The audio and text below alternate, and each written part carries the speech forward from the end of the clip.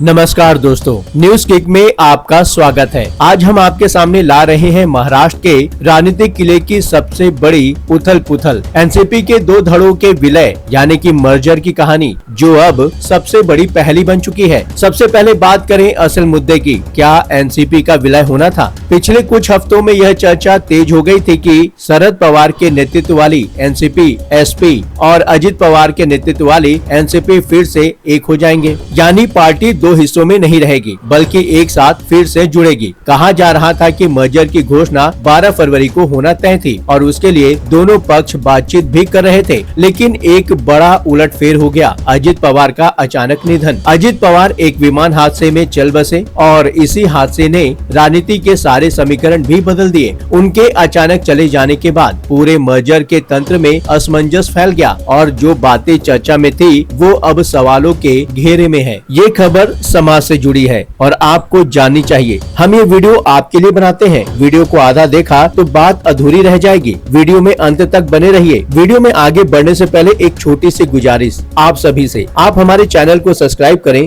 Follow करें, ताकि आपका हमारा रिश्ता और थोड़ा मजबूत हो जाए। अब दूसरी बड़ी बात आती है सुनेत्रा पवार का डिप्टी सीएम बन जाना। अजित पवार की मौत के बाद उनकी पत्नी सुनेत्रा पवार को एनसीपी विधायक दल का नेता चुन लिया गया और महाराष्ट्र की पहली महिला डिप्टी सीएम के रूप में शपथ भी दिलाई गई। लेकिन यह फैसला इतनी जल्दी लिया गया है कि शरद पवार खुद इससे अनजान थे और उन्होंने कहा कि उन्हें इसके बारे में पहले कोई जानकारी नहीं दी गई। इस कदम ने मर्जर की चर्चाओं को और भी उलझा दिया, क्योंकि पार्टी के दोनों पक्ष अब अलग अलग दिशा में सोच रहे हैं। क्या सच में मर्जर की बातचीत चल रही थी? यहाँ बड़ी राजनीति की दिलचस्प बात यह है कि शरद पवार और उनके आसपास के कुछ नेताओं ने कहा कि वास्तव में बातचीत चल रही थी और अजित पवार इस विलय के लिए इच्छुक थे। लेकिन दूसरी ओर अजित पवार के गुट के कई नेता जैसे सुनील तटकरे, छगन भुजबल और अन्य पूर्ण रूप से इन मर्जर की बातों से इनकार कर रहे हैं और कहते हैं कि ऐसी किसी भी बातचीत के बारे में उन्हें कोई जानकारी नहीं थी। मुख्यमंत्री देवेंद्र फडणवीस ने भी कहा कि अगर विलय की बातें थी तो उन्हें पहले बताया जाना चाहिए था, क्योंकि वह स्वयं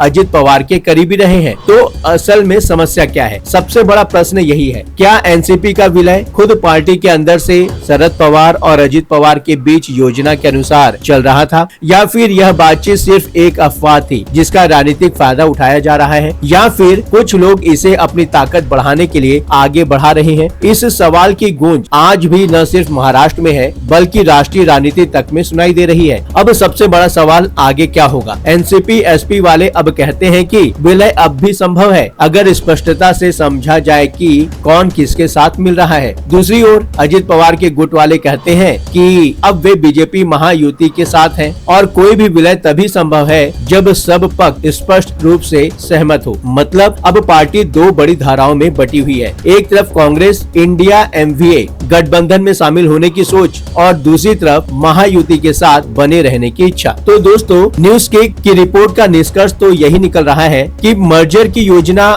कहीं बीच में ही न अटक जाए। अजित पवार की मौत से यह रोड मैप बदल भी सकता है और सुनेत्रा पवार के डिप्टी सीएम बनने से पार्टी का राजनीतिक खेल और अधिक पेचीदा हो गया है। अब एनसीपी की भविष्य की दिशा, गठबंधन का तकाजा और नेतृत्व की दौड़, यही वो बड़े मुद्दे हैं जिनसे महाराष्ट्र की राजनीति अभी निकलने वाली तो नहीं लगती। फिलहाल इस विषय को लेकर आप क्या सोचते हैं? जो भी सोच रहे हैं कमेंट सेक्शन में जरूर लिखिए। चैनल को सब्सक्राइब कर लिया हो तो नोटिफिकेशन के लिए बेल आइकन को दबाना बिल्कुल न भूलें। लगातार खबरों के लिए बने रहिए न्यूज किक के साथ।